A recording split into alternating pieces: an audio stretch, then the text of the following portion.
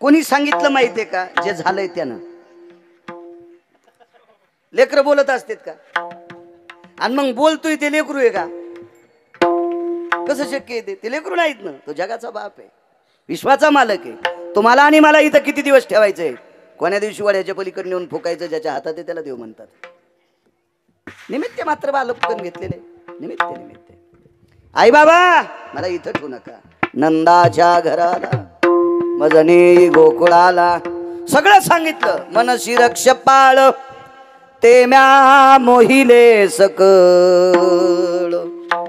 काळजी करू नका, ते झोपी घातलेत नाही, चिंता करू नका. हातापायातल्या बेड्या गिड्या ते काही करू नका. उचलीला कमलापती पायीची बंधने गळती. हातापायातल्या बेड्या गिड्या सगळ्या गळून गेल्या. उचलला असं हातात घेतल्याबरोबर बेड्या गळाल्या. पण इतक्या लांब तिथपर्यंत न्यावं कसं? आता लहान झालता ना, आणि लहान लेकरू फक्त बायकांनाच घेता येते. जरा गाल वाढायल्या, झिपऱ्या वाढायल्या, मोबाईल वाढायल्या, खिशातले पैसे मागायल्या, मग माणसाला घेता येते.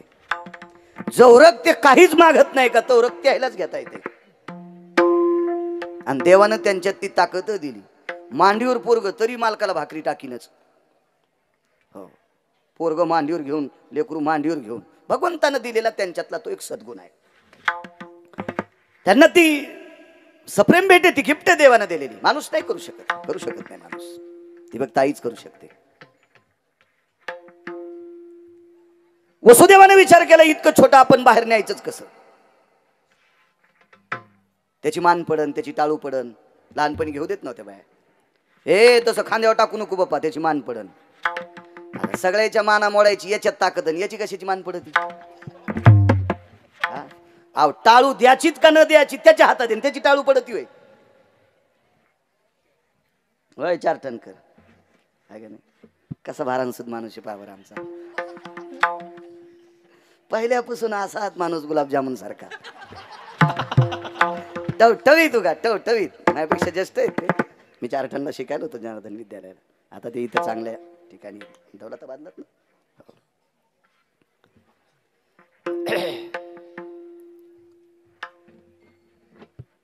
मग सूप घेतलं. सूप माहिती ना आपल्याला सगळ्यांना. सूप देवकीचा वळणीवरचा पितांबर फाडा त्या सुपात देवाला गुंडाळलं, त्या सुपात देवाला टेकलं आणि सूप डोक्यावर घेतलं. निघाले. देवकीने सांगितलं मला दाखवा. 1-2 वेळेस दाखिलं. शेवटी सांगितलं आता इथं नाही ठेवायचं. जनी कंसाशी कळेल माझ्या बाळाशी मारील, नेऊ दे तिकडं. मग बाहेर आले तर ती रक्षपाळ वगैरे ती सगळी झोपलेली होती. रात्री तुमच्याकडे जसा मंद पाऊस पडला तसा मंद मंद पडे पाऊस, वरून पाऊस पडत होता.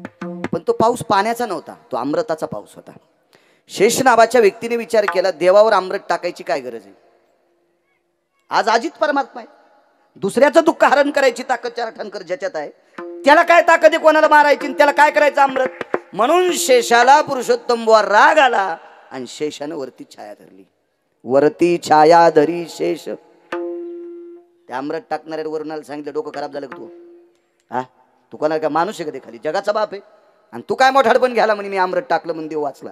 अरे तुला आयुष्य द्यायची ताकद त्याच्यात आहे, तू काय शिपडायला? म्हणून वरती छाया धरी शेष. शेषानं छाया धरली. पुढे यमुना आई साहेब होत्या. आपल्याकडे 350 गंगेला अनन्यसाधारण महत्व आहे. आपल्या वारकरी संप्रदायात 350 गंगेचं महत्व आहे. पुराणामध्ये, वेदामध्ये, शास्त्रामध्ये 350 गंगा आल्या. त्याच्यातल्या 349 गंगा भारतात आहेत. एकच दुसऱ्या देशात गेली. त्या देशातल्या गंगेचं नाव आहे गंडकी. ती नेपाळ नावाच्या देशात गेली. पण नेपाळ नावाचा देश म्हणजे 7व्या अवतारातली प्रभू रामचंद्राची सासरवाडी आहे. सीताई साहेब तिथल्या होत्या. हो, चांगली लोक कुठे जन्माला आले, या पवित्र देशातल्या चांगल्या स्त्रिया कोण्या कोण्या देशात कुठे जन्माला आल्या ते ध्यानात ठेवत जा ना. भांगऱ्या भुंगऱ्याचा कडबा डोक्यात ठेवला, निघून गेलो. बरे रस्त्याने एक जणाचं ट्रक उलथलं. नाही उलथलं नाही, ते तोंडातून येऊ नये. कालच उलथलेलं पाहिलं, एक बघा वाटून रक्ताचा चिखल झाला तिथं. पुन्हा होऊ नये तसं. टेम्पूतलं बैंगनाचं पोतं पडलं. वांगे म्हणतात का बैंगन तुमच्याकडे? दोन्ही बी ना, बैंगन आणि वांगे काय दोन्ही कोण येतं एक म्हणा. टेम्पूतलं खाली पडलं. इतकी माणसाची दुर्मळ. बंदी पिशवी भरून घेतली आणि पुढे गेल्याच्या नंतर साखरेचं पोतं पडलं. अरे सगळे बैंगन थैलीत भरले बैंगण्या, आता साखऱ्या कशात घेतू? मग बैंगनरी चुस्तर साखऱ्या लावतो रोग दुसऱ्याने घेतला. तसं आपण बैंगन भरले आहो. असे पवित्र देश तरी आपल्या डोक्यात कुठं राहतील. 350 पैकी 14 गंगा डोक्यात ठेवी जा. ती एक गंगा आहे अनंत पाप्यांचं पाप धुणारी चंद्रभागा, ही डोक्यात ठेवत जा. जिचं नाव घेतल्याच्या नंतर पाप संपत आहे तिला गंगा म्हणतात. वाचे म्हणता गंगा गंगा सकल पापे जाती भंगा, गोदावरी ब्रह्मगिरीहून आलेली. चंद्रभागा सकल तीर्थे घडती एक वेळा, ते चंद्रभागा डोळा देखलिया. ही दुसरी. तिसरी सांगू तुम्हाला, चर्मनवती. 14तल्या सगळ्या सांगणार नाही, 3 सांगतो, 11 घरी गेल्या बघा. चर्मनवती का? त्या चर्मनवती गंगेच्या तीरावर वंग नावाचा देश होता. या वंग देशामध्ये भारतातला सिंह राहत होता. त्या सिंहाचं नाव होतं शूरवीर कर्ण. आणि या चर्मनवती नावाच्या गंगेच्या तीरावर वर्षाली नावाच्या पत्नीसोबत, स्त्रीसोबत, कुमारिकेसोबत कर्णाचं लग्न झालं. ती त्याची धर्मपत्नी म्हणून वावरली. तिचं नाव होतं वृषाली नावाची कन्या. काय देश आहे तो चर्मनवती. त्याची दुसरी एक पुन्हा गंगा, तिचं नाव सांगत नाही. त्या गंगेच्या तीरावर एका या पवित्र देशातल्या राजाचं लग्न झालं. सोयरीक झाली, लग्न चुकून बोललो. त्या पवित्र गंगेवर या देशातल्या पवित्र राजाची सोयरीक झाली. त्या राजाचं नाव आहे नल, त्याची पत्नी आहे दमयंती. सोयरीक कोणी केली माहिती आहे? बापू माणसांनी नाही केली, ऋषींनी नाही केली, मुनींनी नाही केली, जपितप्यांनी केली नाही. सोयरीक केली राजहंसानं. भ्रुकुटी ते पाहता तिकडे अगाधोई विस्तृत अंबर ढळे, पाता चंद्रामृत ते जागळे, भास्कर निराळे तेज बयगा. जिच्या डोक्यावरचा पदर पडल्याच्या नंतर ते केस बघितले, ते भ्रुकुटी पाहिली, ते नाविन्य रूप पाहिलं, तर पौर्णिमेच्या चंद्राला लाजवील आणि दुपारच्या सूर्याच्या तेजाला ढाळवील अशी सुंदर अंगणा पाहिली. मम स्वाम पाणीग्रहणो भयो. हिच्यासोबत लग्न करण्याची इच्छा, पण समोरच्या गंगेत राजहंस क्रीडा करत होता. पाचारीला तो यंगम, यंग म्हणजे पक्षी, त्याला बोलवलं आणि त्याच्या तोंडात अशी चिठ्ठी देऊन टाकली. आणि ती चिठ्ठी तिला पोचली. त्या चिठ्ठीला होकार पुन्हा राजहंसाच्या तोंडात आली आणि होकार मिळाला. पाणीग्रहण झालं. नल दमयंतीचं लग्न. राजहंसानं चिठ्ठी. सिनेमातल्या लोकांना राजहंस नाही गवसाला. ज्या रिकामी जागा ज्या काय ज्या, हा कसं कसं ध्यानात आहे. बैंगनच भरले थैलीत. विठ्ठला विठ्ठल का निघलेला पिक्चर आहे तो. आमच्या लोकांवर घेतल्यावर तुमची लय खसखस पिकली. तुम्ही लय ज्ञानोबरायचे चुलते आहेत का? तुम्ही म्हणलेलं मला ऐकू नाही आलं नाही तर तुमच्या काळीच सांगत होतं मला तुम्ही काय काय म्हणाले. जा कबूतर. हे पण वळवळ करते. राजहंस. काही नद्या लक्षात ठेवा, विनोद द्या सोडून. लक्षात ठेवले पाहिजे काही नद्या. फार अनन्यसाधारण महत्व या भारत देशात त्या नद्यांचं. यमुना नावाची नदी कृतांत भगिनी म्हणतात. ती काळाची बहीण आहे. 14 पैकी तिचं एक अनन्यसाधारण महत्व आहे. या गंगेच्या तीरावर भक्ताची आणि जगाच्या मालकाची नाविन्यपूर्ण भेट झाली. गोपाळांच्या सानिध्यात जगाच्या मालकाला या गंगेच्या तीरावर क्रीडा करता आली. म्हणून यमुनेचं महत्व अनन्यसाधारण आहे. आणि विश्वातल्या सर्व भक्तांच्या, इतकं सोडून द्या, 33 कोटी देवांच्या सानिध्यात चंद्रभागेच्या तीरावर, ज्या गंगेच्या तीरावर जगाचा मालक आरुडे, ती गंगा म्हणजे चंद्रभागा. सुरवराची दाटी उभी जोडोनी हात. रोज सकाळी त्रिशूळ डमरू घेऊन आला. रोज सकाळी, रोज सकाळी सर्व 33 कोटी देवता रोज ज्या गंगेच्या तीरावर येतात तिला चंद्रभागा नावाची गंगा म्हणतात. अनन्य साधारण महत्व आहे. अशी यमुना नावाची गंगा तशी तर वाळवंटापर्यंत भरलेली होती. पण वसुदेवाला बघितल्याच्या नंतर गंगेचं पाणी वाढत होतं. गंगेच्या पाण्याला वाढायला लावलं मधल्यानं, सुपातल्यानं वाढा म्हणे. आई फार रडली होती देवकी. पण वसुदेव रडलेत नाही. आपल्या बाबांचं आपल्यावर प्रेम आहे का नाही बघण्यासाठी जगाच्या मालकानं गंगेला वाढायला सांगितलं होतं. मुद्दा नंबर 1. दुसरा मुद्दा, या गंगेच्या पात्रातून पलीकडे जात असताना जगाच्या मालकाला सासूबाईनं जावायला विचारलं, मला तुमचं दर्शन घ्यायचंय. सुपातला कोण होता? हिचा जावाई. आणि यमुना नदी सुपातल्याची कोण होती? सासू. लक्ष्मी कोणाची कन्या? सागराची. सागराच्या पत्न्या कोण? नद्या 350. त्याच्यापैकी ही नदी. मग कोण समुद्राची पत्नी? मग लक्ष्मीची कोण? आई. लक्ष्मी कोणाची बायको? विष्णूची. सुपातला कोण?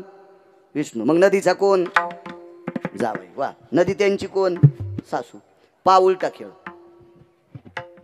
सगळे जावाई सासूच्या पाया पडतात 100 रुपये करदुड्यासाठी. रुपये ते 1 रुपया आहे की नाही? करदुडा, 1 सुपारी आणि रुपड्यावर नाही 100 रुपये लागते. हावसानं सासूच्या पाया पडते. हावसानं. इथं सासू जावायच्या पाया पडायली. कारण सांगू? सासूत किती पाणी ठवाचे. वाक्य कळालं ना? सासूत किती पाणी ठवाचं हे सुपातल्याच्या हातात आहे. त्यानं जर वरुणाला सांगितलं थेंब पडू देऊ नको, सासू कोरडी पट. नुसती वाळूच सासू. म्हणजे जामातो भयतृप्तानाम सरिता ओघम जल जायते नैवम गांजा कसम लिखितम. हे गांजा फुकेन लिहिले का? सर्व सरितेचा ओघ भरून व्हायची ताकद जिच्या ते त्याला जगाचा पाप म्हणतात. आणि आशाचं दर्शन घ्यायचं होतं म्हणून पाणी वाढलं. पुर चढला आचाट त्याशी लाविला अंगुष्ट दुभंगली यमुना माई. लगेच अंगठा लावल्याबरोबर 2 तुकडे पैलतीराला पोचले. पैलतीराला पोचल्याबरोबर वाडा दिसला मोठा. त्या वाड्याला 4 दार. त्याच्यातलं एक उघडं होतं. ते दार होतं गाईचं. त्या दारातून गाईकडे येत होते नंदराजा. अनावधानानं चुकून उघडं राहिलं. रात्रीच्या 1-1:30च्या सुमारास वसुदेव महाराज बाळाला डोक्यावर घेऊन त्या वाड्यात प्रवेश केला. समोरच्या तोंडालाच एक सुंदर असं घर होतं. आतमध्ये राणीवासा पाहिला, माझघर पाहिलं, त्याच्या पलीकडचं एक घर पाहिलं. आणि त्या घरात एक बाज होती. पलंग काय असेल त्या पलंगावर एक कन्या खेळत होती. तिला माया म्हणतात. आणि ज्या कन्येला जिनं जन्म दिलाय ती विदेह स्थितीत होती. त्या कन्येच्या जाग्यावर जगाच्या मालकाला टेकलं. आणि ज्या कपड्यात जगाचा मालक गुंडाळून आणला त्याच कपड्यात कन्या वापस नेली. यशोदा होती ती. यशोदा तिथं पाठीमागं घर होतं. ते बाळांतनीचं घर असं वाऱ्यावर नसतं. आता द्या सोडून. माझ्या लहानपणी बाळांतनीच्या घरामध्ये तिला आंघोळीला बाहेर आणत नव्हते. 12 दिवस चपला घालून बाई जेवायची. चपला बाजावून खाली उतरलं की चपला घालीत होत्या. डोक्याला बांधलेलं. आंघोळ करायला तिच्या त्या बाजाखाली बाथरूम. ते खडा करायचा, त्याच्यावर आऊत खोडं टाकायचे फणसालेले आणि त्याच्यावरच आंघोळ. ती त्या काळातलं सांगलं, आताच नाही. हा काय त्या लेकराला असं पालथं घालून नाव घालायचं. शेवटी मग पायाचा मातीचा गंध लावायचा. त्याला दिष्ट लागू नये, काही लागू नये. काय नाविन्य होतं ते. हो, नाविन्य होतं ते. मग त्या पाळणा असायचा. त्या पाळण्यात झोपी घालायची. लेकराला मच्छर चावू नये म्हणून शेराच्या झाडाचा फांदी आणून बांधायची. शेर नावाचं झाड आहे, त्याची फांदी बांधायची. मच्छरायला लय नाद असतो, कुठं टचकी आणायचा. त्याला अकलत नाही. गालाला फोडेन, कुठं फोडेन. नरम जागा पाहिली की ते टचका हाणतेतच. हो, तसे मच्छर येडग. त्या शेराची फांदीला तिला पाला नसती. तिला पालान देठन फांद्या एकच. आणि त्या कोमल काडीला टचका हाणला की मच्छराचं इस शेराला काहीच करीत नाही. शेराच्या इसानं मच्छर मरतो. त्या काळात ते कॉईल नव्हतं. ते असं जीप काढून मच्छर खाणार नव्हतं. त्याचं टीव्हीत पाहिलं अशी लांब जीप काढी. तर म्हणलं इतकं लांब म्हणल्यावर आपलंच काही खाऊनी म्हणजे बरं यानं दाखवते. असं पाहिलं गेलो की मच्छर. ते कोणी ॲडव्हर्टाईज काढली मला त्याला एकदा भेटायचे. तू पुराच्या कडीला काऊन राहत नाही. खाली पाड्याला ओढून गेलं माणूस असा. मच्छर काय वाढायला. चांगले आपल्याला काय आपलं तोंड पुरत नाही कशाला अंगूर आंबट. ॲडव्हर्टाईजचे लय कुठं नाही.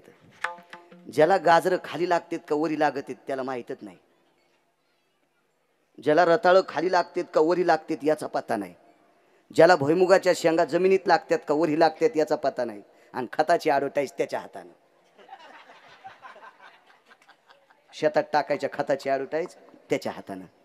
बसायची जागा निब्बर दांड्यानं हाणायला पाहिजे त्या कंपनीवाल्याची. बरं, कंपनीवाल्याची. कारण सांगू तुम्हाला, ज्यानं भरघोस उत्पन्न शेतीत काढे त्या शेतकऱ्याच्या हातानं खताची ॲडव्हर्टाईज करत. जे आयुष्यभर 3 दिवसात 20 बाऱ्या फॅरन लवली लावू फिरत होई. त्याच्या हातात खत घंटा भर द्यावा युरिया. दुसऱ्या दिवशी जर त्याच्या हाताची नाही कातडी गेली तुम्हाला बाळ्या म्हणू नका. आणि त्याच्या हाताने आडोटायचं. जे उसात, गव्हात, कापसात, हळदीत, अद्रकीत, सर्पाचा, इंचवाचा, काट्याचा, किड्याकुड्याचा, पायात बूट आहे का, चप्पल आहे का, हिवाळा आहे का, उन्हाळा आहे का, पावसाळा आहे का, बॅटरी आहे का, कंदील आहे का, कशाचा विचार न करून रानावनात फिरायले, रक्ताचा घाम करायले, मातीत टाकायले आणि जगाला मोती तयार करायले. त्याच्या हाताने खताची ॲडव्हर्टाईज नाही. तुम्ही याला बी टाळ्याच वाजवा. पायपायची ॲडव्हर्टाईज कोणाच्या हाताने असते? हे पाणी देतो ना आपण, मला त्याची नावं कळत नाहीत त्या लोकांची. त्याच्यातली काही मेले बी ॲडव्हर्टाईज करणार आहे. आता कुठे जिथे ते तुम्हाला एक सांगाव का, वर्म हे ज्याच्या त्याच्या ठिकाणी गेलं ना, ज्याच्या त्याच्या योग्यतेनुसार त्याचा सत्कार झाला ना, विश्वामध्ये यज्ञाची भूमिका प्राप्त होत असते. लक्षात घ्या. हो, गोष्ट झाली काय माहिती? खा तू कणगीला आणि गा तू इरलेला. ज्यावारी कणगीतली खालाय आणि वरच्या झाकणाला चोंबाळायलाय. येडपट हेस का काय? तू ज्यावारी चोंबाळ ना, कणगीला चोंबाळ, झाकणालाच मुला मला लावायला. पहिल्यापासून चालू असंच ते. एकट्यान बोंबलून काय होते?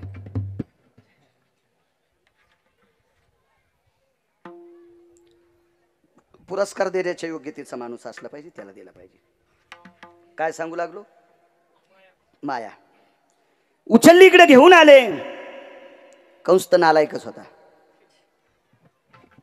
आजच्या दिवशी एखाद्या वेळेस त्याला कंस म्हणतो, शक्यतो मी त्याला कंस म्हणत असतो. मूर्ख आहे तो, मूर्ख. किती गोष्टीने मूर्ख. 19 तुम्हाला ही सवय माहिती आहे का? तुम्हाला गुरु करतो मी. आकडा असा सांगायचा पुढच्याला घाम यावा.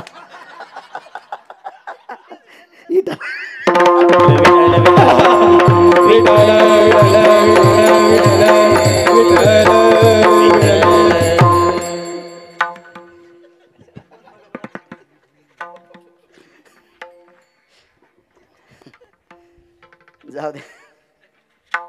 किती मूर्ख कंस. आई वडिलाची सेवा करणाऱ्याच्या तुकोबऱ्या पाया पडतात. धन्य नमो तया माता पित्याचे पालन, नमो त्या वचन सत्यवदे. जो आई वडिलांची सेवा करतात तुकोबऱ्या त्याच्या पाया पडतात. विठाला विठाला विठाला विठाला विठाला विठाला विठाला विठाला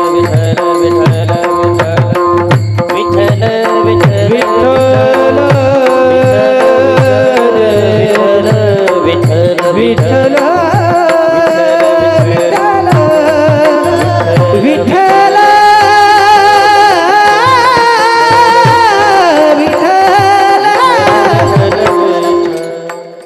आई वडिलाची सेवा करणारा त्याच्या तुकोबऱ्या पाया पडतात. कंसाला कंसा का म्हणतो कळालं मग तुम्हाला? ऐकून घ्या. 19 गोष्टीपैकी एक प्रमाण सांगतो. कंसानं देवाच्या आई वडिलाला बंदी शाळेत टाकलं, हा भाग सोडून द्या. कंसानं स्वतःच्या आई वडिलाला अंधार कोठडीत टाकलं होतं, हा मुद्दा पकडा. जो स्वतःच्या मायबापाला अंधार कोठडीत टाकतो तो तुमच्यावर प्रेम करील असं कशावरून समजता? जुन्या लोकांचं एक मत आहे, जो मायबापाचा होऊ शकत नाही तो जगातल्या कोणाचाच होऊ शकत नाही. जिने 9 महिने पोटात ठेवलं तो तिला सांभाळू शकत नाही. ज्यानं लहानाचं मोठं केलं तर हातावरल्या फोडासारखं, त्या बापाचा होऊ शकत नाही तो जगातल्या कोणाचाच होऊ शकत नाही. असा नालायक कंस होता. त्याच्या हातात निर्दयी होता. तिसरी गोष्ट, हातातली सटकली तुझं लागी वधी उपजला मजाधी. काय इकडे गोकुळात सुखाची चर्चा. गोकुळामध्ये आईसाहेब सकाळी उठल्याच्या नंतर पाहतात तर मुलगा आहे. फिरविले दोन्ही कन्या आणि चक्रपाणी. झालती मुलगी. आणि मुलगा कसा? दाईनं सांगितलं आईसाहेब मी नाऊ घातलंय, मी नाळ तोडलाय, मी त्याला सगळं त्याची चर्या केली. मुलगी होती मुलगी. मुलगा कस काय? यशोदेनं सांगितलं तुझ्या माझ्याशिवाय या घरात कोणी आलंच नाही. मी तर विकळ अवस्थेत होते. पोरग झालंय का पोरगी तुलाच माहिती, मला तर माहित नाही. तू सांगितलं पोरगी रात्री आणि सकाळी पोरग नेमकं तुला दिसलं नाही का? दाईचा काही दोष नव्हता. यानं सगळं केलं मालकानं. फिरविले दोन्ही कन्या आणि चक्रपाणी. गोकुळातली सगळ्या महिला तिथं धावत होत्या. नंदा घरी झाली दाटी. सगळ्या गोपी यशोदेच्या घरी आहेत. एक धावती एकी पुढे सवळणीला पुत्र झाला यशोदेला. अख्ख्या गोकुळात चर्चा. नंदराजाला आनंद झाला, दान करू लागले. नंदजी को पुत्र भयो जे कन्हैया लाल के. नंदजी को पुत्र भयो जे कन्हैया लाल के. पुत्र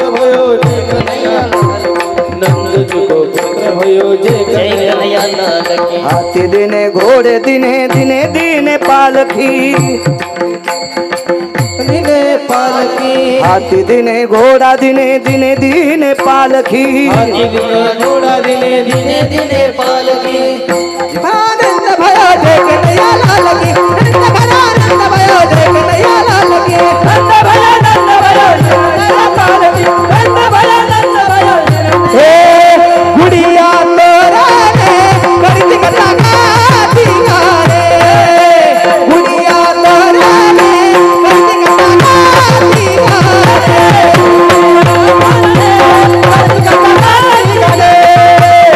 गुड़िया तोरा ने करती कथा गाती रे गुड़िया तोरणे करती कथा गाती गाणे आनंद भूमिदान स्वर्णदान अन्नदान वस्त्रदान राजानंदांनी केलेले बघता बघता भगवान मोठे होऊ लागले याच काळामध्ये अमावस्याच्या दिवशी एक बाई आली तिचं नाव होतं पुतना अमावस्याच्या दिवशी आली द्वादशीच्या दिवशी एक सत्पुरुष आले सत्पुरुषी व्याख्या त्यांना सोबत नाही जगाचा बाप आला त्या जगाच्या बापाचं नाव होतं भगवान शिवशंकर ते जोग्याच्या रूपात आले अनुहत वाजती पुंगी बाबा जोगी आला रे जोगी अनुहत वाजती पुंगी रे बाबा जोगी आला रे जोगी अनुहत वाजती पुंगी बाबा जोगी आला रे जोगी जोग्याच्या रूपात शिवजी आले ते द्वादशीला आलते अमावस्याच्या दिवशी पुतना आली अष्टमीच्या दिवशी तृणावत नवमीच्या दिवशी तृणावत आला अशी नाना प्रकारच्या तिथीला वेगवेगळी लोक आली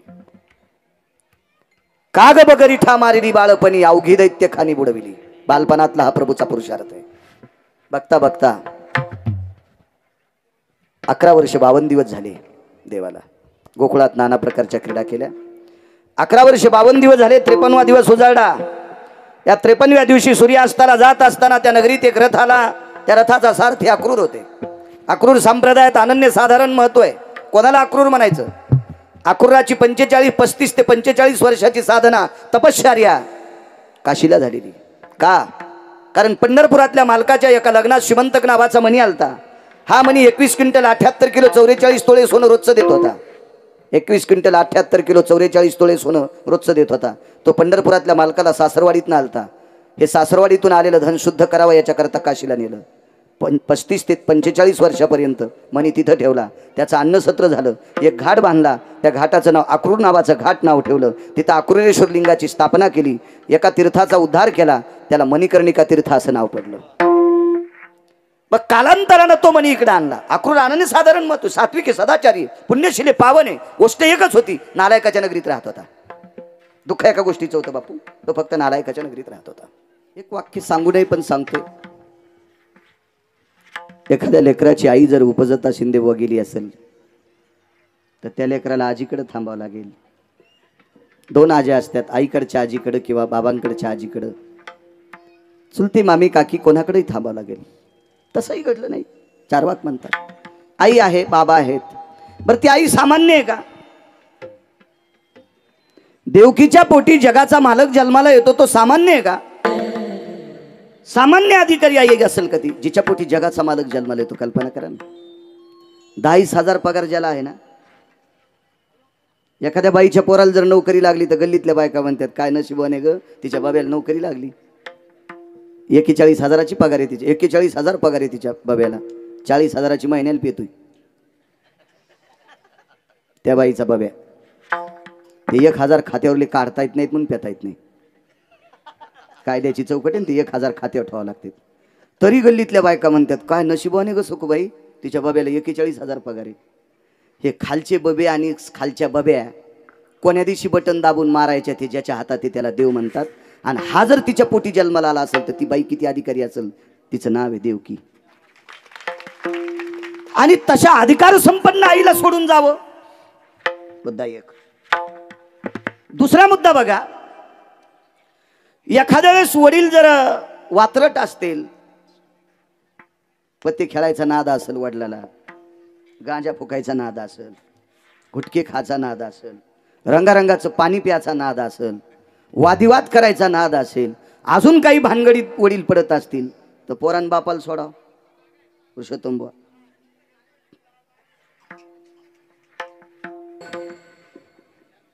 वात्रट जर वडील असतील तर जाऊ द्या. वडील किती ज्ञानी आहेत सांगू. धन्य त्याचे ज्ञान न करेच शोक वधिता बालक नामा म्हणे वधिता बालक नाम म्हणे वरिता बालक, नाम म्हणे वरिता बालक. धन्य त्याचे ज्ञान न करेच शोक वधिता बालक नामा म्हणे. नामदेवराय सांगतात वसुदेव ज्ञानी येत. दुःख पचवण्याची ताकद ज्ञानात असते.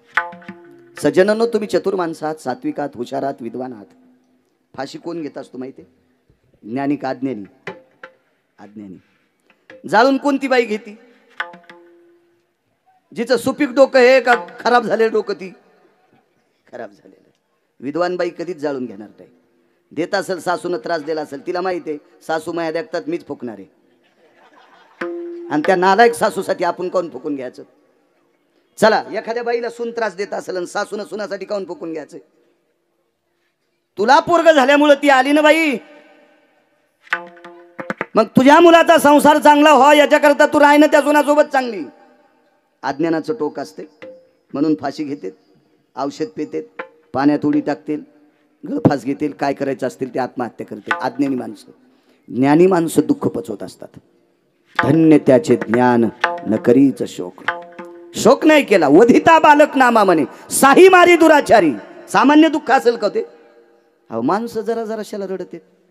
काय बाई, बाय बापाचं नाव करायचं होतं. अरे आवाज गोड पहिल्यासारखा. बाय बापाचं नाव करायचं म्हणून राहते, काय सासू त्रास देते बाई. माझ्या जीवाचा पत्रा केला म्हातारीनं. काय सांगायचं काकू, मी म्हणूनच राहिले आणि त्या शेजारणीला काकू म्हणून रडायला लागली. आणि त्या शेजारणीनं 3 सुना जित्या आडात ढकलल्या होत्या. अशा नालायक बाईपाशी तुम्ही रडता? काय तुमचं दुःख दूर करणार आहे ती?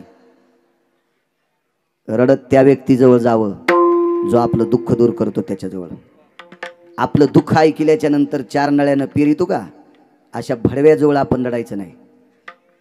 तिथं पेरीत चाललंय आपलं दुःख. काय म्हणून त्याला दुःख सांगता तुम्ही? काय म्हणून एखाद्या नालायक बाईला दुःख सांगता की जेणेकरून तिने सगळ्या गावात तुमचं दुःख पेरावं? दुःख निवारण करण्याची ताकद तिच्यात नाही. दुःख निवारण करण्याची ताकद एखाद्या नालायकात नाही. त्याच्यापाशी आपण विद्वान माणसाने रडायचं तरी कशा करता? वसुदेव ज्ञानी होते, त्यांनी शोक केला नाही. त्यांना माहीत होते या बंदीशाळेच्या भिंती सुद्धा कंसाच्या संगतीतल्या आहेत. आणि कंस हा नालायक होता. कंस हा परद्वेषी होता. 2 माणसाला झोप येत नाही. कोण्या कोण्या सांगू?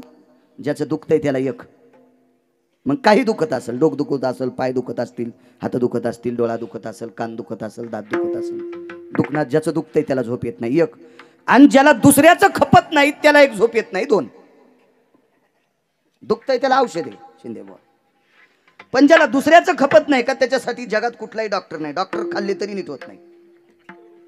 न खपणे नावाची बिमारी कंसाला होती. परद्वेषी, दुसऱ्याचा द्वेष करत होता कंस. बरं. आणि अशा कंसाच्या सानिध्यातली नौकर चाकर कशाला त्यांच्यापाशी लोडायचं? ते भाकरीचे कानकोंडे होते ना. नच उलटे काळीज त्याचे परी शर्मिंदे अन्नाचे. हे कविता होती माझ्या लहानपणी. इंग्रज त्रास द्यायचे आपल्याकडे. आणि त्यांच्या सैन्यामध्ये ज्या वेळेला हिंदूचं सैन्य भरती झालं की त्यांनी मुद्दाम त्या कारतूसाला गायीची चरबी लावायची आणि ते कारतूस दातानं तोडावं लागायचं. असा त्रास देत होते ते बडवे इंग्रज. त्रास देत होते आपल्या महाराष्ट्रातल्या हिंदू लोकांना, त्रास देत होते. ते एका कवीने विचारलं एका सेवकाला, का रे म्हणे तुम्ही असं काम का करता? अहो चरबी लावलेलं कारतूस तोंडानं तोडा वाटत नाही, आमचे काळज उलटे नाहीत, परी शर्मिंदे अन्नाचे. आम्हाला पगार भेटते हो, आम्ही पोटाचे कानकोंडे आहेत. नच उलटे काळीज त्याचे परी शर्मिंदे अन्नाचे. त्या काळातली कविता लिहिणारा काय अधिकारी असेल राजे तो माणूस, काय अधिकारी असेल. तशी कंसाच्या दारातली पण दुष्ट कंसाच्या सानिध्यात त्यांना राहावं लागत होतं. अशा लोकांपुढे रडून काय फायदा आहे. वसुदेव ज्ञानी आहेत, मग ज्ञानी पिता आहे, सात्विक आई आहे, तरी पण का सोडली असावा. वडील तर ज्ञानी येत, आई सात्विक आहे, तरी पण या दोघांना सोडून ब्रह्मांडाचा मालक, जगाचा मालक, विश्वाचा मालक कशा करता यशोदेकडे गेला असेल तर त्याचं कारण आहे का. त्रेतायुगामध्ये राम अवतार झाला. क्रता त्रेती या दोन कालाच्या स्थितीमध्ये राम अवतार आहे. भगवान रामप्रभूच्या काळामध्ये एक 11 वर्षाचा मुलगा मरण पावला. तो अयोध्येत मरण पावला. शंका या गोष्टीची आहे, थोडासा गोड आवाज.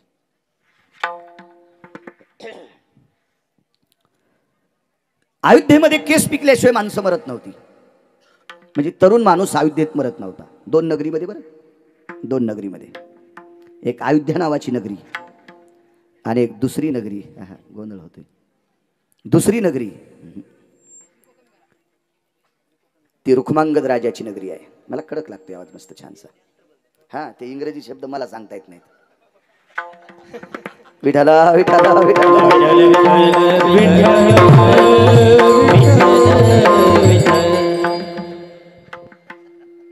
एक रुक्मांगद राजाच्या नगरीमध्ये माणसं तरुण मरत नव्हते. त्या नगरीचं नाव काय होतं तुम्ही मोबाईलवर बघा. राजू, मोठाली मोबाईल आहेत तुम्हाला, भिंतीसारखे मोबाईल आहेत. कधी काहीच्या घरांच्या भिंती सुद्धा लहान आता, इतकी मोठाली मोबाईल आहेत. एका माणसाकडे इतका मोठा मोबाईल आहे की त्याच्या शाळातला फळा पण लहान आहे. असे काही काही मोबाईल. कालांतरानं मोबाईललाच एक दांडी लावून घ्यायची आणि उन्हाच्या दिवसात छत्री म्हणून तिचा वापर करायचा. चालत राहते काही. तेवढ्याला मोबाईलवर तुम्हाला विश्व दिसते. बघा रुक्मांगद राजाची नगरी कोणती होती. प्रभू रामचंद्राची अयोध्या नावाची नगरी. या 2 नगरीत माणसं म्हातारी झाल्याशिवाय मरत नव्हते. 11 वर्षाचं पोरग मेले. शंका आली. वशिष्ठाच्या कोर्टात केस टाकली. वशिष्ठ सूर्यवंशाचे कुलगुरू होते. कुलगुरूकडे आपला न्याय मागत तिथं ती टाकलं. हे असं का झालं असावा, का झाला असावा. पण खरं सांगू, ते पोरग अयोध्येत मेलच नव्हतं. ते त्याच्या मामाच्या गावी मेलतं. पण शहानिशा केली नाही म्हणून आपल्याकडे पंचनामा करण्याची पद्धत आहे. पोलीस डिपार्टमेंटमध्ये पंचनामा करतात, शहानिशा करतात. लगेच कोर्टात केस गेली की दुसऱ्या दिवशी फाशी किंवा अशी तडक पडक निर्णय तपास लावतात. आपल्याकडे कायद्याची सुव्यवस्था कशी माहिती आहे का. गडबड निकाल दिल्याच्या नंतर निरापराध माणसाला शिक्षा होऊ नये याच्याकरता 4 दिवस उशिरा कायद्याचा निर्णय देत असतात. सज्जन माणसाला त्रास होऊ नये, हो, किंवा ज्यानं चूक केली नाही अशाला शिक्षा होऊ नये याच्याकरता शहानिशा करतात. तिथं शहानिशा केलीच नाही. आणि महर्षी वशिष्ठांनी न्याय दिला कोर्टातनं त्यांच्या, की कोणीतरी किराताचं पोरग तपश्चर्या करतय. किरात म्हणजे शिकारी. लावरं चित्र सशे रांडुकर धरणाऱ्याचं पोरग भजन करतय. तपश्चर्या म्हणजे भजन. लय अडचणीत कशाला हात घालता. लावरं चित्र सशे धरणाऱ्याचं पोरग भजन करतय आणि म्हणून अयोध्येत पाप वाढलं आणि म्हणून 11 वर्षाचं पोरग मेलं. असा महर्षी वशिष्ठांनी निकाल दिला. बसा बापू, या बापू, या इथं, या इथं बसा. वशिष्ठांचा निकाल चुकला. कल्पना करा बरं, प्रभू रामचंद्र ज्या वशिष्ठाच्या पाया पडतात त्यांना चुकलं म्हणायला माझी लायकी आहे का. नाही, माझी पात्रता पण नाही, माझी योग्यता नाही, माझा तितका अभ्यास नाही. पण पुराण सांगते, आणि पुराण तुमच्या बिन माझ्या बी पाहुण्याने लिहिलेलं नाही. आणि पुराण लिहासारखे आपले पाहुणे तितके अक्कल संपन्न नाहीत. हे तुम्ही ध्यानात ठेवा आणि मी पण ध्यानात ठेवा. बाकी लिहिते काही बी, पण पुराण लिहायची ताकद मला तरी वाटत नाही तुमच्या बिन माझ्या बी पाहुण्यात असावा. कारण ते पुराण तितकेच होते. त्याच्यानंतर पुन्हा पुराण लिहिणारा झाला नाही. 4 वेद, 6 शास्त्र आणि 18 पुराण. आणि अजून एखाद्याच्या पाहुण्यात 19वा पुराण लिहिणारा असेल तर त्याच्या बुटाचं मंदिर मी बांधितो. विठाला विठाला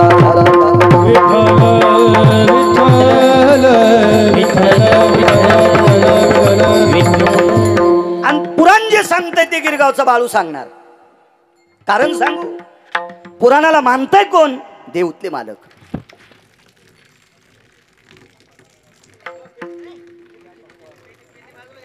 मामा इकडे सारखा काय तितकंच येते, राहू द्या.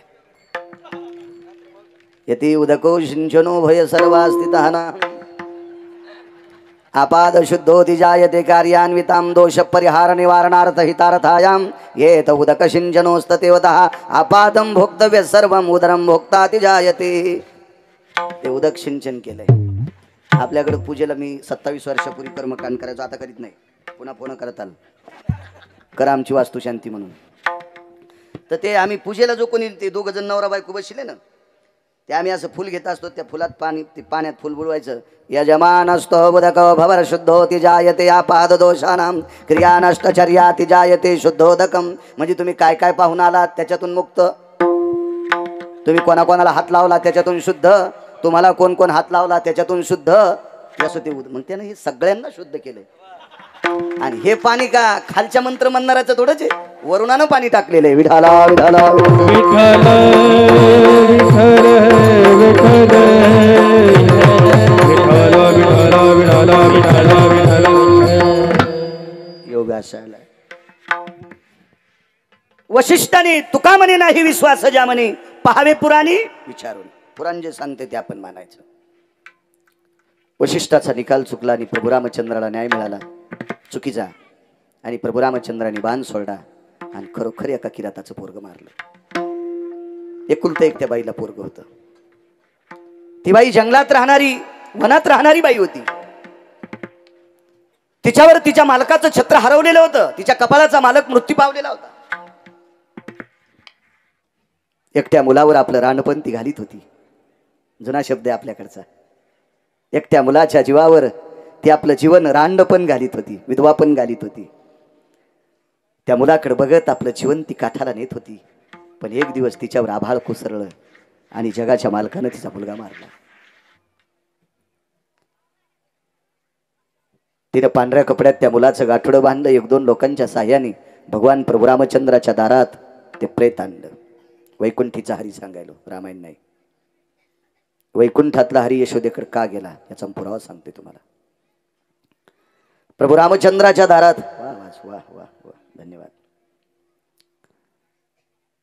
सुमंतानी पाहिलं ही बाई रडत बसलेली आहे, पांढऱ्या कपड्यात बांधलेलं गाठोडं काय असावं. हे बाई कोण? अरे पाहिलं, मी आहे. मी कोण? किरात आहे. याच्यात काय? माझ्या पोटच्या गोळ्याचं प्रेत आहे, माझ्या मुलाचं प्रेत आहे. बाई तुला ज्ञान आहे? मेलेली माणसं मसनवाट्यात जाळतात, ज्ञान आहे दादा. मग रामप्रभूच्या दारात, एवढ्या मोठ्या राजाच्या दारात तू प्रेत टेकलंस, काय कारण आहे? मांडी खालचा वान काढा आणि सुमंताला दाखिला. सुमंत प्रधान आहेत. पुरुषोत्तम हा वान कोणाचा आहे? प्रभू रामचंद्राचा आहे. मग तुमच्या रामचंद्रांनी माझं पोरग मारले. मी न्याय विचारण्याकरता आले, माझ्या मुलाला का मारले? माय होती माय होती. जगात सगळी लोक प्रेम करत असतील, मित्रामित्राचं प्रेम असेल, भावाभावाचं प्रेम असेल, अजून कोणाचं प्रेम असेल, पत्नी नवऱ्यावर करत असेल, नवरा पत्नीवर करत असेल, ते त्या सोडून काय असेल ते. पण जगात सर्वात मोठं ज्याचं वजन करता येत नाही असं एक प्रेम आहे, ते प्रेम फक्त मायबापाचं आहे. हे असते. पुराणात 4 प्रसंग आलेत, प्रभेद आलेत, प्रसंग नाही. त्याच्यापैकी एक कालच्या एका कवीचा प्रसंग सांगतो तुम्हाला. पुराणातला असू दे, त्याला वेळ लागेल. एका बाईला देव भेटला, शिंदे बुवा. आणि देवानं त्या बाईला सांगितलं, बाई मी तुझ्या प्रसन्न आहे, तुला काय मागायचं ते माग. या भारतातलीच ना तू, मी जगाचा मालक आहे, तुला काय मागायचं ते माग. काय मागावं त्या बाईनं? देव जरी मज कधी भेटला, एक कवी सांगते. ती बाई म्हणते, मला जर देव कधी भेटला ना, आणि तो माग जर म्हणाला ना, मम आयुष्य लाभो माझी या बाळाला, माझ्या आयुष्यातले काही सदृढ दिवस देवा माझ्या लेकराला देऊन टाक. अशी जगातली एक याती, ती म्हणजे माया आहे. आई हो, तिचं लेकरू, तिचा पोटचा गोळा कापला जगाच्या मालकाने. तिने शोक केल्याच्या नंतर दारातल्या झाडाची पूर्ण पानं खाली पडलेली होती. निष्पर्ण झालता, निष्पर्ण तरू झाला. सुमंत आतमध्ये गेली आणि प्रभूला सांगितलं, प्रभू काम जरा चुकीचं घडलंय. एका बाईचं पोरग तुम्ही मारले. ती बाई प्रेत घेऊन दारात आली. जगाच्या मालकानं सांगितलं, तुझ्याच्यानं मिटत नाही करे. अर्थो जायते सर्वात पुनिता, हा श्लोक आले 2 तिथं. म्हणजे पैसे देऊन घेऊन काही मिटत नाही का? तेव्हापासून देऊन घेऊन मिटवायची सवय लागली. बऱ्याच गोष्टी त्यावेळेसपासून देऊन घेऊन मिटत आता. चुकलंय ना मग इतके द्या, मिटून घेऊ. पण ती कोण होती माहिती आहे? ती जंगलात राहुर चित्र ससे धरणारी जरी बाई असेल, पण शेवटी एकाची माय होती. ती तिचं काळीज होतं. ते काळीज काळीज हे काळीज इकणं माणसाचं काम आहे. हे काळीज राक्षस सुद्धा ऐकू शकत नाहीत. आणि ज्यांना काळजाच्या आत्मतीस ती कळत नाही असं समजायचे माणसाच्या स्त्रीच्या रूपाला आलेले भडवे दगड येतं. विठाला विठाला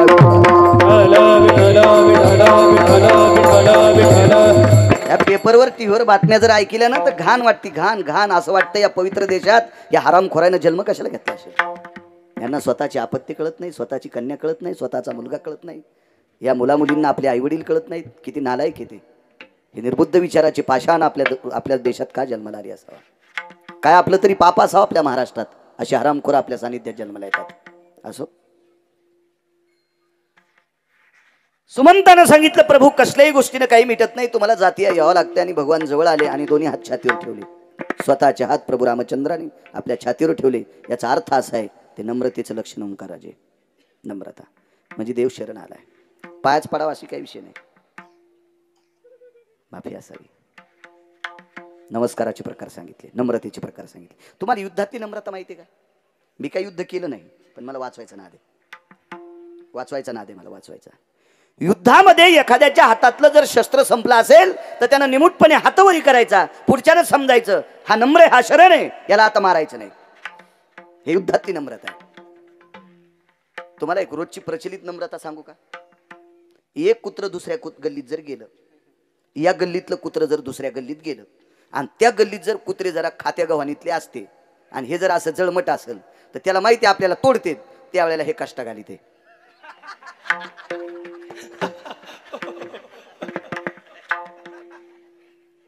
खाली येऊन ऐकायचं का? दोन्ही पायाच्या मधात शेपूट घालते. मी तसंच घालतो दोन्ही पायाच्या मधातून, म्हणून मी कष्ट म्हणतोय. कष्ट तसाच घालावं लागतो ना. कुत्र्याने दोन्ही पायाच्या मध्ये शेपटी घातली की दुसरं कुत्र त्याला वरबडत नाही. नम्रतेचं लक्षण आहे. कुत्र्यांना कळायलंय. तुम्ही का हसायला लागले? नाही नाही ते तुम्ही म्हणा, मी कशाला म्हणू. विठाला विठाला विठाला विठाला विठाला विठाला विठाला विठाला विठाला विठाला. नम्रता महत्वाची. असू जाऊ द्या आपल्या मुद्द्यावर. भगवान समोर आले आणि बाईने विचारलं तेव्हा माझ्या मुलाने एखाद्या स्त्रीला वाईट शब्द बोलला नाही, एखाद्या पुरुषाला वाईट शब्द बोलला नाही, एखाद्या स्त्रीकडे वक्र दृष्टीने पाहिलं नाही, एखाद्या पुरुषाला खालीवरी शब्द किंवा डोळे तिरळे केले अद्याप नाही. माझ्या मुलाने केलं काय? भजन. काय सांगतो देव? बाई तुझ्या मुलानं भजन केलं. पोरग कोणाचं होतं माहिती? लावर चित्र धरणाऱ्याचं, रानडुकर धरणाऱ्याचं, ससे धरणाऱ्याचं. बापू अशाचं लेकरू आहे, ते शिकाऱ्याचं लेकरू आहे. देवाला आनंद किती वाटायला पाहिजे या गोष्टीचा. गिरगावकराचं पोरग जर महाराज झाला असेल तर काय नवलाची गोष्ट आहे. काय नवलाची गोष्ट आहे. सारा महाराष्ट्र धुंदळून बाप आला आणि पोराला शिकेल. काय नवलाची गोष्ट आहे. आयुष्यभर ज्याच्या बापानं दारू पिली त्याचं पोरग जर कीर्तनकार झाला असेल तर त्याची पाठ थापटवा. त्याला परंपरा नसताना ते कीर्तनकार झाले, पाठ त्याची थापटायची. गुरुजीचा मुलगा गुरुजी झाला, काय नवलाची गोष्ट आहे. त्यानं दुसऱ्याचा मुलगा गुरुजी करावा. म्हणजे गुरुजीचा मुलगा गुरुजी होणे असं माझं काय, माझ्या पोटात काय डबा उठत नाही. आणि उठला तरी काय तुमच्यानं काय, माझ्यानं काय होणार आहे तुमचं? काय माझ्या हातात आहे का गुरुजी होणं न होणं? पण वडील गुरुजी आहेत ना बुवा. आणि मग ज्याचे वडील गुरुजी आहेत त्यांचा मुलगा अशी गुरुजी झाला, काय नवलाची गोष्ट आहे बापू. काय काय त्याच्यात नाही. कलेक्टरचं पोरग नायब तहसीलदार झालं, काय नवलाची गोष्ट नाही. एमडीचा मुलगा BA झाला, काय नवलाची गोष्ट नाही. पण हे लाहुरं चित्र ससे धरणाराचं पोरग आहे ना. देवाला याचा आनंद वाटायला पाहिजे होता ना. देवा तरी पण तुम्ही मारलंस, क्षमा असावी. येते देवा. बाईनं सांगितलं देवा तुला माफ करण्याची पात्रता, क्षमा करण्याची पात्रता माझ्यात काय, तू जगाचा बाप आहे. ऐसा तू समर्थ ब्रह्मांडाचा धनी, विश्वाचा मालक आहेस, धनी आहेस, तुला काय मी शाप देणार. येते देवा. 4 माणसाच्या साह्याने मुलाचं प्रेत उचललं. गाठोडं ज्या वेळेला उचललं, मशान भूमीकडे मुलगा घेऊन जात होती. एकदा त्याच्या अंगातलं रक्त टपकलं त्यावेळेला तिचं अंतकरण दुखलं. दुसरा पुरावा आहे, त्याला ज्या वेळेला भडाग्नी दिला का, आपल्याकडे 3 प्रकारचा अंत्यविधी असतो. दहनविधी, दफनविधी काही राज्यामध्ये आपल्या भारतीय संस्कृतीमध्ये प्रेत पाण्यात सोडतात. 3 प्रकारचा अंत्यविधी, पुराण प्रणाली, ते वेद आणि शास्त्र प्रणालीत आहे. आपल्या संत परंपरेतला अंत्यविधी येतो. ज्या वेळेला मुलाला भडाग्नी दिला त्यावेळेला तिनं दक्षिणेकडे पाहिलं. दक्षिण दिशा यमाची दिशा आहे असं पुराण सांगते, मी नाही. दक्षिणाधिपतये नमः. दक्षिणा म्हणजे पैसा नाही, दक्षिण दिशा. कारण तर्पण विधी तिकडे तोंड करून करावा लागत असतो.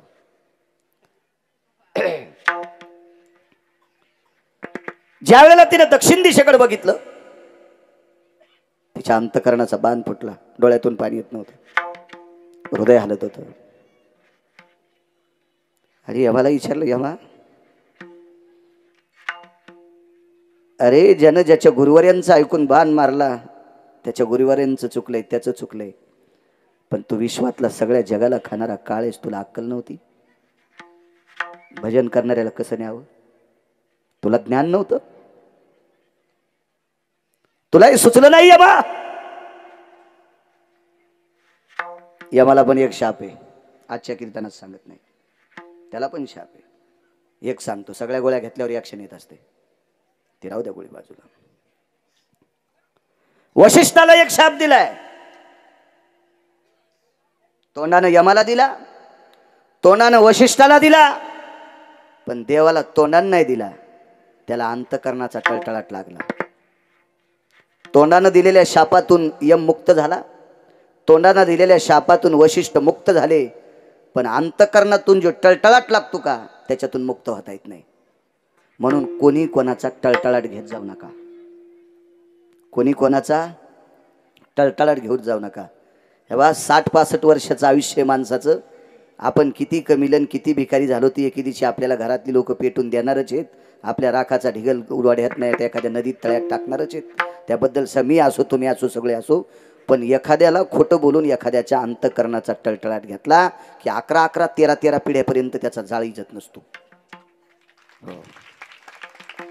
एका साधूच्या दारातली गाय हरण केली, एका साधूच्या दारातली गाय हरण केली. त्या साधूचं नाव होतं महर्षी कपिल. भागवत आहे का लक्षात येईल तुमच्या?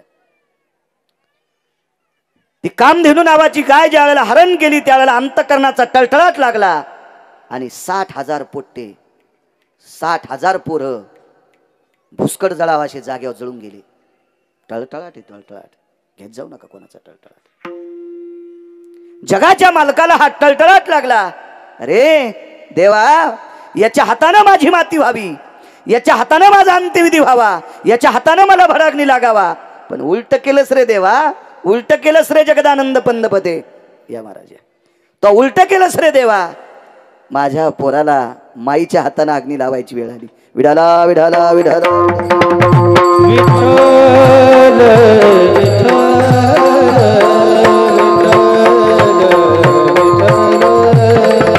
बसा महाराज बसा.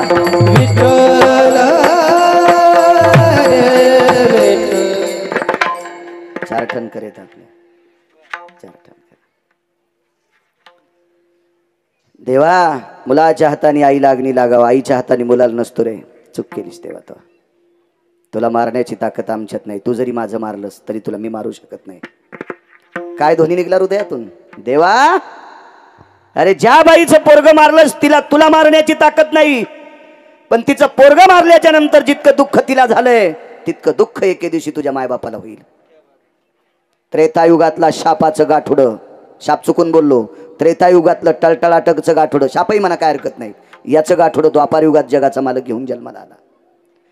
देवकीसारखी आई, वसुदेवासारखा ज्ञानी पिता, या दोघांना सोडावं लागलं. आणि गोकुळात जावं टोकाला गेलेले, शैक्षणिक क्षेत्रातले असतील, राजकीय क्षेत्रातले असतील, व्यापार क्षेत्रातले असतील, वैद्यकीय क्षेत्रातले असतील, माझ्या परमार्थिक क्षेत्रातले असतील, अशा विद्वानांना 9 महिने पोटात ठेवणारी या भारताची पवित्र स्त्री आहे. नाना प्रकारच्या रत्नांना जी जन्म घालते ती पवित्र स्त्री या पवित्र देशाची आहे. त्याच्यापैकी यशोदा, यश क्रशती यशोदा. जीवनात अपयश पाहिलंच नाही, जीवनात अपयश बघितलंच नाही, यशच संपादन केलं, तिचं नाव यशोदा. द्रोह जीवनात पाहिलाच नाही, वैषम्य जिच्या जीवनात आलंच नाही, आणि आलं तरी ते मानलं नाही, तिचं नाव द्रौपदी. द्रोण जायते द्रौपदी, यश आकर्षती क्रशती यशोदा. यशालाच क्रशन, अपयशाला नाही, अशी यशोदा. रथ शृंगारला यशोदेला माय नावाची उपमा दिली. शेवटच्या कडव्यात सांगतोय तुम्हाला कशा करता माय म्हणतात. धन्य यशोदा ती माय. शेवटच्या कडव्यात पुरावा आला.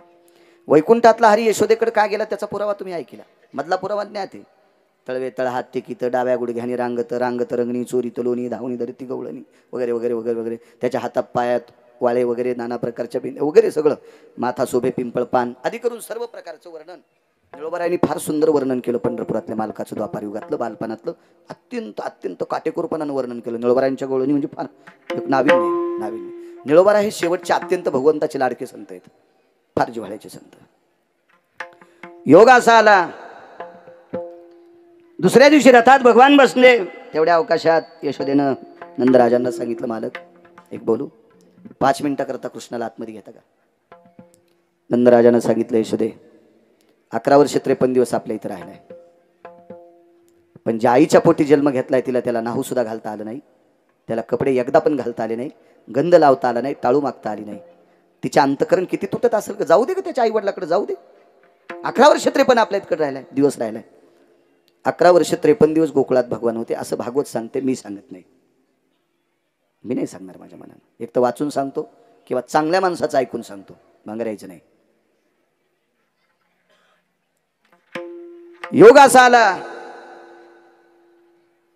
5 मिनिटा करता मला भेटायची इच्छा आहे. ठीक आहे कन्हैया जी बाबा. यशोदेनं तुला 5 मिनिटा करता महालात बोलवलंय. येणारे संकेत मिळाला. आईसाहेबांनी लागलीत पाठ टेकला. पाटाच्या पुढे मोठं ताट टेकलं. मोठं ताट टेकलं. मोठं ताट. शक्यतो ते ताट जेवायचं नसेल. मोठं ताट होतं. त्या मोठ्या ताटामध्ये 7-8 वाट्या ठेवल्या. दूध टाकलं, दही टाकलं, साखर टाकले, तूप टाकला, भात टाकला, लोणी टाकलं. सगळी दुधाची पदार्थ टाकले. भात आणि साखर वेगळी, बाकी सगळी दुधाची पदार्थ. भगवान जेवायला बसले. जेवायला त्या पाटावर बसल्याचं सांगितलं आईसाहेब आत्ताच दादा आणि मी आम्ही सोबत जेवलो तर आता पोटात भूक नाही. एक ऐक कृष्णा ऐक ऐक ऐक एक कृष्णा ऐक. माझ्या हातानं शेवटचा एक एक चमचा सगळी पदार्थ खा. दुधाचा चमचा असेल. दूध आणि ताक एकत्रित घेतात का याबद्दल काही नाही. पण तिने मात्र सगळी पदार्थ एक एक चमचा सगळी एकाच वेळेला खाऊ घातली. दूध असेल, दही असेल, ताक असेल, लोणी असेल, तूप असेल, साखर असेल, भात असेल, काय बासुंदी असेल, पेढा असेल, दुधाचे जेवढे पदार्थ तेवढी. आणि जेवण झाल्याच्या नंतर स्वतःच्या पदराने कृष्ण कन्हैयाचा चेहरा पुसला, तोंड पुसलं, हातात पाणी घेतलं आणि उरलेल्या पात्रावरच्या पदार्थाला पाणी फिरवलं. भगवंताने हात धरला. आई माय कोणाला म्हणतात लक्षात घ्या. कोणाला माय म्हणायचं. भगवंतानं यशोदेचा हात धरला. हे आईसाहेब मी आतापर्यंत इतक्या वेळात तुझ्या समोर जेवलो तर कधी कधी मी जर पाणी नाही फिरलं तर तू पाणी फिरवत होतीस माझ्या ताटाला. पण कधी जेवायच्या अगोदर. जेवायच्या अगोदर पाणी फिरवत होतीस. आज मी पहिल्यांदा बघितलं आई जेवण झाल्याच्या नंतर पाणी फिरवलं. याचं कारण काय. राव दे कृष्णा येतो आता जा देवकी मातेकडं. यशोदेला पक्क माहित होतं हा देवकीचा पुत्र आहे. एकदा असा प्रसंग झालता. कारण नंदराजा कृष्ण हा 4 वर्षाचे झाले त्यावेळेला नंदराजा कर भरायला गेले. कर भरायला गेल्याच्या नंतर तिथं कळालं हा अमक्याचा आहे. यशोदेला सांगितलं यशोदे कृष्ण हा देवकीचा आहे. परत त्याच्या आईवडिलाकडे गेल्या त्याच्या आईवडिलांना जर विचारलं यशोदेनं सेवा कशी केली तर याला सांगण्यासाठी जागा नसावा अशी सेवा कर. म्हणून यशोदेने एके दिवशी कृष्णाला विचारलं होतं कृष्णा मी कोण तुझी आई.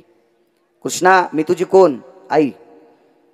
यशोदे कृष्णानं आई म्हटल्याच्या नंतर यशोदेनं कृष्णाचा हात घेतला आणि स्वतःच्या डोक्यावर ठेवला. तुला माझी शपथ आहे तुझी खरी आई कोण. तुला कोण प्रसवलंय. हात काढून घेतला डोक्यावरून पण सांगत नव्हता. पुन्हा हात डोक्यावर ठेवला. कृष्णा जीवन आतापर्यंत मी तुझी सेवा केली असेल या चांगुलपणाची शपथ आहे. सांग तू कोणाच्या पोटी जन्माला आला. हात काढून घेतला आणि सांगितलं मी देवकीच्या पोटी. मग तिला माहित होता हा देवकीचा आहे. पाणी का फिरवलं. ऐक कृष्णा ज्या दिवशी तू देवकीचा पुत्र आहेस मला कळालं त्या दिवसापासून मी नियम केला तू ज्या दिवशी आमच्या घरात दूध पिशील मी त्याच दिवशी दूध खात होते. तू ज्या दिवशी भात ग्रहण केला त्या दिवशी मी भाताला हात लावला. तू ज्या दिवशी साखर गोड पदार्थ खाल्ला त्या दिवशी मी गोड पदार्थ खाल्ला. तू ज्या दिवशी दही घेतलं मी त्या दिवशी दही घेतलं. तू ज्या दिवशी ताक पेलास तू त्या दिवशी मी ताक पेलं. तू ज्या दिवशी लोणी खाल्लंस मी त्याच दिवशी लोणी खाल्लं. मी पण केलता मी नवस केलता. माझ्या घरामध्ये कृष्ण जी वस्तू या दुधाची खाईल मी त्या दिवशी ती वस्तू खाईल. कृष्ण ज्या दिवशी ताक घेणार नाही त्या दिवशी ताक प्यावं वाटलं तरी पेणार नाही. हा माझा संकल्प होता. हा माझा नियम होता. मी पाणी याच्याकरता फिरवलं का नाही. आता तू आमच्या घरून जाणार आहेस आणि पुन्हा या वस्तू खाला आमच्या इथे येणार नाहीस. म्हणून पाणी याच्याकरता फिरिलं जोपर्यंत जिवंत आहे तोपर्यंत दुधाचे कुठलेही पदार्थ खाणार नाही. माय तरी लेकरासाठी असं करू शकते का? बापसाठी मुलासाठी असं करू शकतो का? जन्मदाता बाप जन्मदाती माता करू शकत नाही. दुसऱ्याच्या लेकरासाठी इतकं प्रेम. म्हणून धन्य यशोदाती माय आणि दाशी जनी वंदी पाय अकांत गोकुळी. एका जनार्दनी रथ गेला निघोनी. भगवान मथुरेच्या तीरावर पोचले. यमुनेच्या तीरावर एक कपडे धुण्यासाठी एक व्यक्ती आलता. तो 7व्या अवतारातला अत्यंत निंदाखोर व्यक्ती होता. 7व्या अवतारात ज्यांनी कपडे धुवायचं काम केलं पण जगाच्या मालकिनीची चेष्टा केली, असा 7व्या अवतारातला चेष्टाखोर व्यक्ती.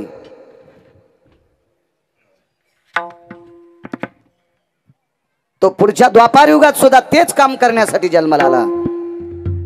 7व्या अवतारात भगवान प्रभू रामचंद्राचे कपडे धुवायचं काम केलं. त्या नगरीतल्या लोकांचे कपडे धुवायचं काम केलं. पण त्या पवित्र नगरीत त्याच्या अंतःकरणात दुर्बुद्धी सुचली आणि या विश्वातल्या पवित्र देशातल्या एका स्त्रीची त्यानं चेष्टा केली. एका पवित्र स्त्रीची चेष्टा केली. म्हणून पुढच्या अवतारामध्ये नालायक राजाचे कपडे धुवायचं काम आलं. पंढरपुरातल्या मालकाने यमुनेच्या तीरावरच आपटीला.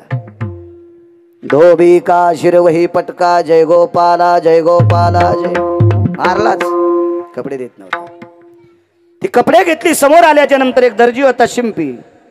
त्या शिंप्यानं कृष्ण परमात्म्याला दादाला बघितलं. गज कई चिले दर्जी आया कपडे थे कुछ ढीले ढाले मन चाह्यो तन पैनावे जय गोपाला जय गोपाला जय. कपडे बरोबर बेताचे शिवले आणि त्या शिंप्याच्या पाठीवर थाप टाकली. काय थाप टाकली? द्वापार युगात एका मूर्ख राजाच्या नगरीत जात असताना आम्हाला आहेर केलास ना. तुमच्या शिंप्याच्या कुळात असा साधू जन्माला येईल. असा साधू जन्माला येईल. द्वापार युगातला आशीर्वाद आहे. शिंप्याच्या कुळात असा साधू जन्माला येईल की त्या साधूच्या हाताने मी जेवण करीन. त्या साधूच्या हाताने मी दूध पेईन. फिरविले देऊळ जगा माझी ख्याती नामदेवा हाती दूध प्याला. द्वापार युगातल्या शिंप्यानं देवाला आहेर केला. पाषाणाची मूर्ती कापे थरथरा जेवी भरा भरा नाम्या संगे. थरथर विटेवरची मूर्ती कापत होती नामदेव. मागचं पुण्य ओंकार राजे. मागचं पुण्य. समोर गेल्याच्या नंतर एक माळी होता. त्या माळ्याचं नाव होतं सुदामा माळी. त्या सुदामा माळ्याने हार घातला. थाप टाकली शिंदे पाठीवर. ए माळी दादा, अरे याकानं कपडे केले तू पाल्यादिनी सुगंधिनी पुष्पादिनी माल्यादिनी सुगंधिनी. हार घातलास रे. तुझ्या कुळात एक असा साधू जन्माला येईल. त्या साधूच्या भेटी करता पंढरपुरातला मालक येईल. जन्मला निधान सावता तो. सावता महाराज जन्माला आले. वंशात पुण्य केलं की काम येत असतं. इथे कोणी राजकीय क्षेत्रातले लोक असतील. राजा होण्यासाठी स्वतःचे प्रयत्न असावा. ग्रामपंचायतच्या सदस्यापासून तर मंत्र्यापर्यंत याबद्दल दुमत नाही. स्वतःचे प्रयत्न असावा. पण राजा होण्यासाठी वंशाचं पुण्य लागते. एखादा सरपंच झाला असेल, ग्रामपंचायतचा सदस्य, सोसायटीचा मेंबर, जिल्हा परिषद सदस्य, पंचायत समिती सदस्य, आमदार, खासदार, मंत्री, संत्री काय असतील ते, त्या घराण्यात एखादी अशी स्त्री जन्माला आली असेल की दारात आलेल्या उपाशी माणसाला जिच्या हातानं अर्धी भाकरी गेली असेल, असं पुण्य ज्या घरातल्या कुटुंबातल्या लोकांवर पडतंय त्यांना राजाश्रय प्राप्त होत असतो. म्हणून तो माझ्या आळंदीतले मालक म्हणले, यया नरा माझी राजा तो विशेषी भूती जान माझा. पुण्य लागतं. पुण्य. तुम्ही गायनात मोठे झाले, तुम्ही मृदंगात मोठे झाले, वंशातलं पुण्य असतं मागच्या लोकांचं.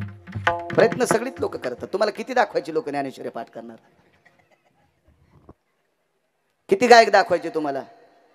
आपल्या आवाजाला फेकून देतील असे रेल्वेतले टमरेल वाजून भजन म्हणाले. भजन नाही, गायन. मया झोपडीचा बांबुलई खिडका मय झोपडी मोडल बर का. मया झोपडीचा बांबुलई खिडका मय झोपडी मोडल. हे काय वाजवायची गरज होती? पण ते टमरेल वाजवायलेत ना, ते इथं कसे येतील? इथे येण्यासाठी पुण्य लागते. अनंत जन्माची पुण्य असेल, सुकृत असेल, लाभस्व जयस्तु अनंतो जन्मो पुनितो भया तत्रा पुनितो भयो वैष्णव जन हितायच. वारकरी होता येते. पुण्य लागते. पुण्य ते मागच्या जन्मात. सावता महाराज वंशाच्या पुण्याने पुढे गेल्याच्या नंतर एक बाई दिसली. त्या बाईनं बी मागच्या अवतारात शहाणपणा केलता. कर जाऊ नका तसा तिने केल्यासारखा. ती 32 जाग्या वाकडी झालती. 32 जाग्या. रूपराशी हिन कळा.